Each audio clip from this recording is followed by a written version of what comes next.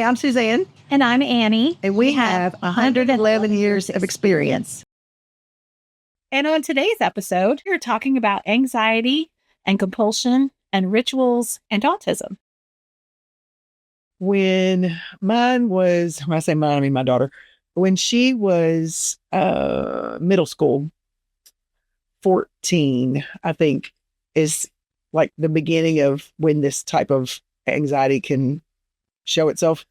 She started pulling her hair out by the root.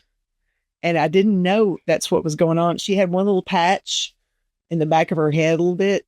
It was probably about the size of a quarter the first time I noticed it. And I told her, I was like, you don't do that. What are you doing? Why are you doing that? And she was like, I don't know. And she wasn't really, I couldn't really get her to talk about it much. And then probably a couple weeks later, I don't know what made me think to look back there again, but she had pulled out her whole, like, if I took her hair and pulled it up like this, the whole bottom half of her head was completely bald. And my stomach just felt like somebody punched me. I was like, oh my gosh, because her hair was covering it up and you couldn't see it. And I was like, what is this? I mean, that was something that we had not dealt with. Never seen it. Never seen it. Didn't know anything. Right. I didn't know what this was. All I knew was, holy cow, what is my kid doing to herself? Right. And she started with that. And then she started pulling out right here and just about pulled herself bald right here and right here. I didn't have a whole lot left on the top of her head. I mean, in the onset, she had pulled and pulled and pulled and pulled and pulled. And then she started working on her eyebrows and pulled all of her eyebrows out. She pulled all of her eyelashes out. And to this day, she really doesn't have eyelashes and barely, like, just a very, very tiniest bit of an eyebrow, not much. But we went to the doctor because I was like, I don't know what this is. What in the world's going on with my kid? And he said it's called trichotillomania. And I was like, what? Right. What is that? Right. What is this word that's this long?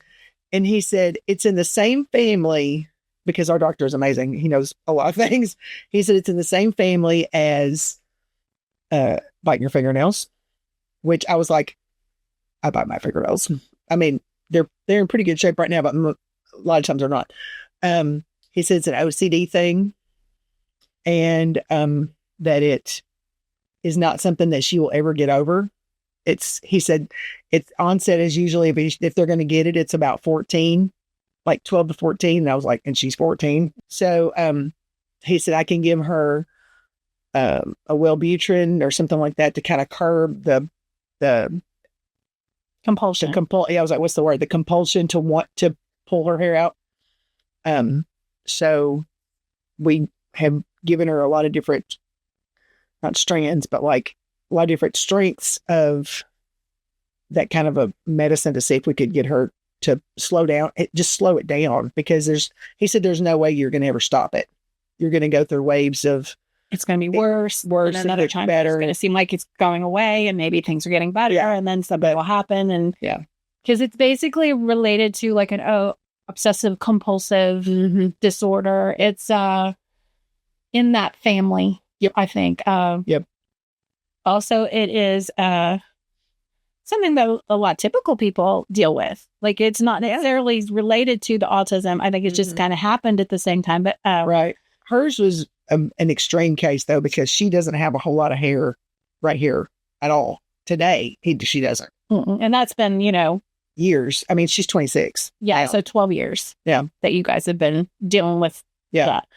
And I noticed like a lot of friends who have kids who are who are on the spectrum in some way, shape, or form, they have also a lot of those same compulsive type anxiety driven issues that they deal with. And like a lot of the people that I've met over the years, it might be like example, like we were talking before about the compulsive part of this. It could be related to the ritual. So like in a similar way, I feel like a lot of these things are related to anxiety and compulsion. I I feel like my son has a certain compulsion where he has to be to work super early. Yeah. But that it helps with his anxiety about being late for work or not being prepared. And so he goes into work about 2 hours before he's supposed to be there. Yeah. Most days he ends up sitting in the break room for over an hour. Wow. And he has a ritual of it, though. But it's created a ritual to help with the anxiety. And then in a lot of ways, the things that we're actually dealing with on a day-to-day basis are related to either ritual, compulsion, anxiety. It seems as though the challenges that we face are a lot related to those categories as opposed to like necessarily being stuff that's related to like an actual physical thing. It's generally a lot of mental games we're playing here. Oh yeah. Where we're trying to support people who are going through this kind of compulsion related disorder, or you want to say disorder or uncomfortableness, where they're uncomfortable. So they do these things. This compulsion pops up. Yep. So trying to see if you can make people more comfortable helps, but sometimes you can't. Right. Do you know what I'm saying? Sometimes you can't. So how have you guys dealt with it? Well, I took her to the doctor and he put her on like a Wellbutrin kind of a thing, kind of a drug. What she's on now. Is that like an it's anti-anxiety medication? I'm not familiar with it. I think it's supposed to help with the actual compulsion of wanting. They give it to people that are trying to quit smoking. Okay. So it's like you're trying to like calm that urge to want to do. Yeah. Scratch the itch a little bit. Right. Trying to calm the itch so you don't want to scratch it. So you're just trying to calm that down. And it might help a little. I mean, it doesn't help a lot. I mean, she's on probably the highest dose she can be on without changing it again. Yeah. So she's been on it for quite a long time. Yeah. She's been on it since she was 14. When we finally figured out there was, a problem. Right. So, and it's weird, right? In this gap right now, her prescription had run out. And I asked her, I was like, how do you feel with that? Do you notice much of a difference? Because I'm like, I don't notice any difference. It looks like you just keep pulling your hair out. To me, it doesn't look like, it doesn't really look like it's helping. But she said that she could tell a difference when she's not on it. And I was like, okay, well, then we'll see if I get it filled. Yeah. I wonder if it's probably also one of those ones you don't want to stop right away. You probably have to wean yourself off of a lot of those kind of things. You just don't want to like just stop cold turkey. You might have to. I mean, like, I don't really know. Yeah. Well, she ran out before she told me she was going to run out. Yeah. And then too, part of it is to, how much of these things are harmful and you don't want to see your child harm themselves. But I also, in the grand scheme of things, it's just hair. It's just right. So like it's a both sides, I feel both sides of that because you want her to feel confident when she goes out and not be self-conscious, right? Because that causes more anxiety. She doesn't seem to be at all. But it doesn't seem to. It doesn't seem to affect her. I think she's so used to not having hair there, it's not really a problem. It's kind of just. She just worked through that herself. She's already worked. And then she's fine with it. I think she doesn't care that she doesn't have her. If we go out somewhere, especially outside, and especially since COVID, when we had those neck scarf things that were kind of stretchy, and she likes those. She likes those a lot. I think she likes the way they feel around her neck. Yeah, but she'll wear. It's kind of covering up to her. But she'll like if we're in the car and we're driving down the road and like there's a stick like a skunk or something, and that goes up. Or if we're outside and we've gotten out of the car and the sun is shining, she'll flip it over her head and to protect her head because it'll burn. Yeah, there's no hair there. It'll burn. There's nothing to protect her. No, and she knows that she'll get burned. That will hurt. Yeah, that'll be fun. And she won't wear a hat, so I'm like, but she'll pull that scarf up over. Not scarf. What's it called? There's a word for that. That's stretchy. But yeah, I think that like dealing with the anxiety and the rituals, and I noticed that like it's easy for me to even do where I will ritualize things to make it make myself feel less anxious about things. So like when I get ready in the morning, I have all of my medicines and stuff next to where I have my coffee. So it helps me remember that. Yeah. That way I have less anxiety about forgetting it. Yeah. I know it's like, I remember that. So those rituals are good. Generally, I think that sometimes they can get a little bit fall off into a little bit of the compulsive side. And I think that that's where they kind of go wrong. Like there was ways to set up rituals that help us in our everyday lives. I think that sometimes with those, when you turn it into a compulsion, when it turns from just something that we do to we have to do it. And if I don't do it, then I'm worried, that's going to make it. Yeah. Oh, case in point. Okay. So last night, this just happened last night. So this week, I'm having to take my oldest granddaughter to soccer camp. And it's from 6 to 8. And on Wednesdays, which is today's a Wednesday, we eat spaghetti. Spaghetti on Wednesdays. Every Wednesday. Every Wednesday. Every Wednesday. And that's a little bit of a ritual. Mm-hmm. And we're worried that we're not going to get our spaghetti on Wednesday. Yeah. And so, Greg, I asked to see if he would stop after work to pick up Fazoli's. And he was like, does she have to have spaghetti on Wednesday? And so then she's on the steps, and after she's had her shower, she's on the steps fixing to wake up, and she's worried about not getting spaghetti on Wednesday. It's a thing, it's a big thing. It is. And in her mind, in his mind, it's a 3, and in her mind, it's a 10. Yeah. That's the difference is like, yes. Yeah. And he's like, and I finally was like, okay, I'll tell you what, because I'm not going to get home until, if my daughter can't get to the practice until, or maybe not, if her husband is out of town or, his job, he didn't know every day's a different day as far as the schedule. So she didn't know what time she was going to be able to get over there for me to relieve me so I could come on home and, make the spaghetti. Mm-hmm. So I told her, maybe Daddy can go get you Fazoli's. Well, he didn't want to do that because he was like, why does she have spaghetti on me? He didn't get it. He does not get it. Well, I'm going to say this. And he's like you said, to him, it's a 3. Yeah. To her, to him, it's a 3. Yeah. It's like, why are you worried about this? Quit worrying about it. Mm-hmm. You don't need to have spaghetti on Wednesday.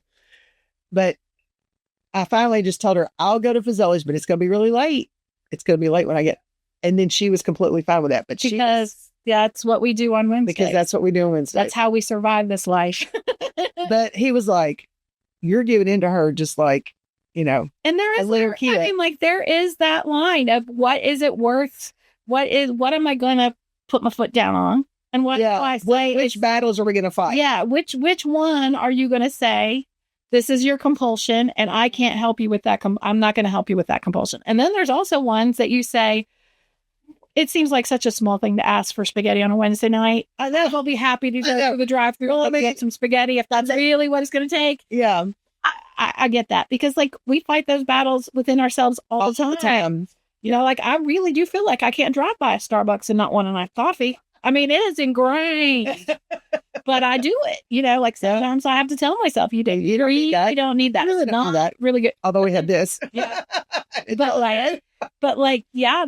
that's the other part of it is where do you draw the line and how do you manage that? I'm going to say, I think that I see both sides of it. Yeah. I can definitely see both sides of it. I see her point of view, but I also see his point of view where I was like, why? But then on the other side of it, what does she ask for? And once I told her, I will go get you Fazoli's after soccer camp or whatever, she was like, whew, okay, good. It was like a, whew. Mm-hmm. And that was the noise she made. Yeah. Yeah. Yeah. And then she walked upstairs and it's fine. It was fine. Yeah. And so you have to decide don't you think even with your typical kids growing up, you still have to decide those things.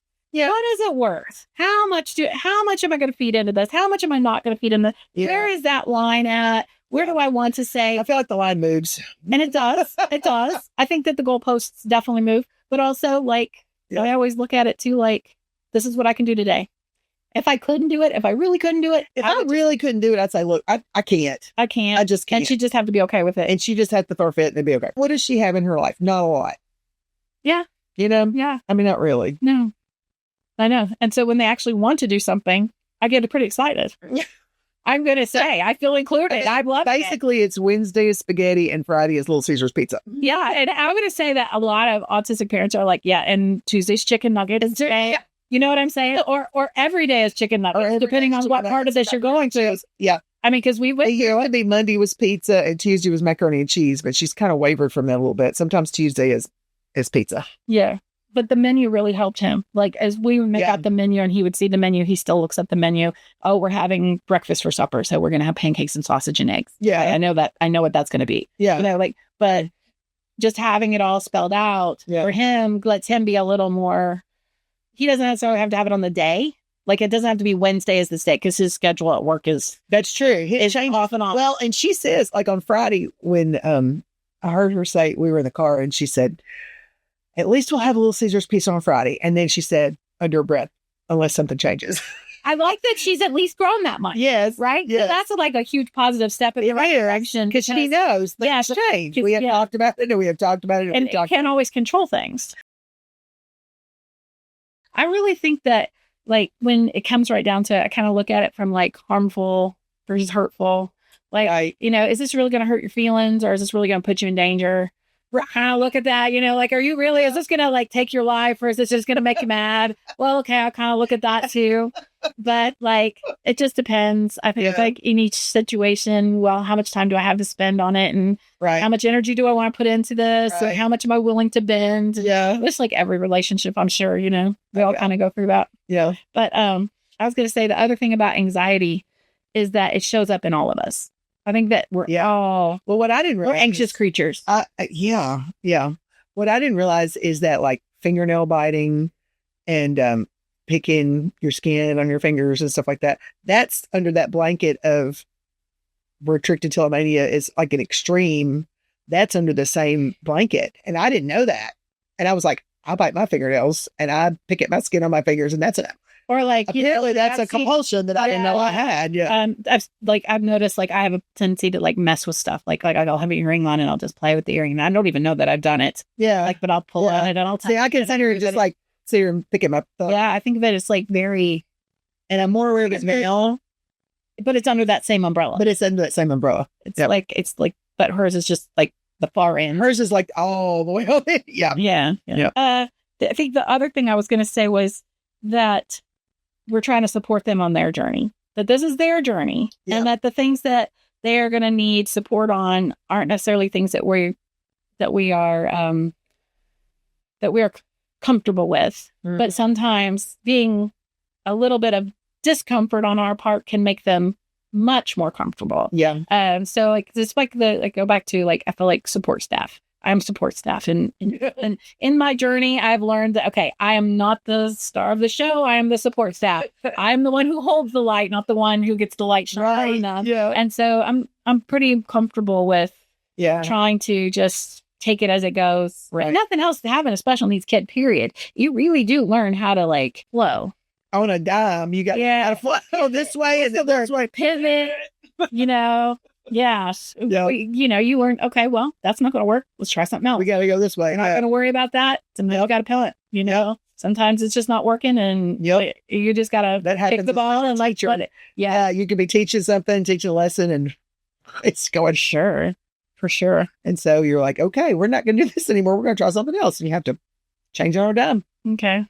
Yep. So in closing, I would kind of say that this living with people and supporting people who have certain obsessive compulsive, anxiety related, you know, could be under any of those categories is a challenge. And we have to decide within ourselves how much we want to challenge them. Yeah. How much challenge they can take. Right. How much they can actually do. Yeah. And where that line is. And it's different for each parent. It's different for each kid. It's different for each person. It's different in each relationship. I mean, there are just so many variables that you know could go off and that change the nature of the answer. Yeah. If you have anything to share about your own personal experience of going through this, we are happy to listen. Yes. Please tell us in the comments. And we'd really like it if you liked, subscribed, commented. It would be great. It really helps our channel. Yeah. So until the next time, we'll see you guys later. Bye-bye.